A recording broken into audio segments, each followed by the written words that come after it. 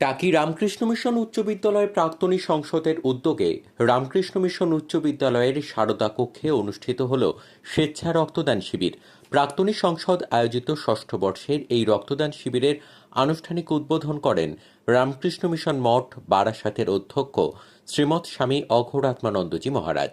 উপস্থিত ছিলেন টাকি রামকৃষ্ণ মিশন ও মঠের সম্পাদক স্বামী পরিশুদ্ধানন্দজি মহারাজ এবং রামকৃষ্ণ মিশন উচ্চ বিদ্যালয়ের প্রধান শিক্ষক স্বামী পূর্ণমায়ানন্দজি মহারাজ।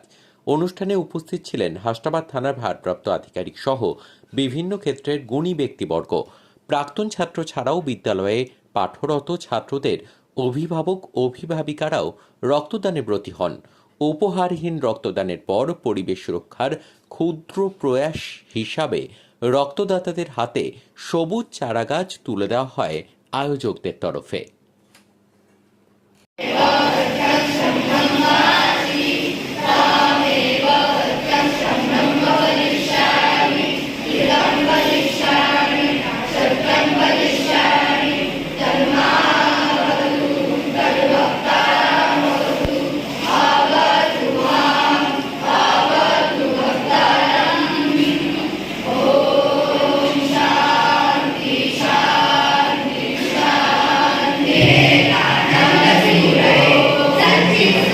এই যে এত কষ্ট করো তারপরেও এই সমাজসেবার কাজে আসলে কি বলবে?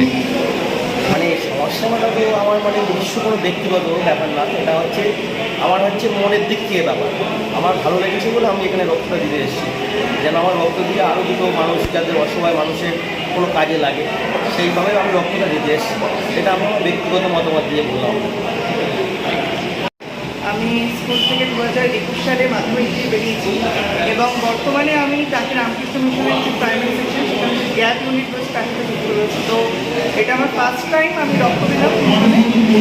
তো আমার ফার্স্ট টাইমের অভিজ্ঞতা খুবই সুন্দর, আর একটা মহৎ কাজ থেকে বলা হয় থেকে রক্তদান। তো এই কাজের অভিজ্ঞতা বেশ আমার খুব ভালো লাগছে।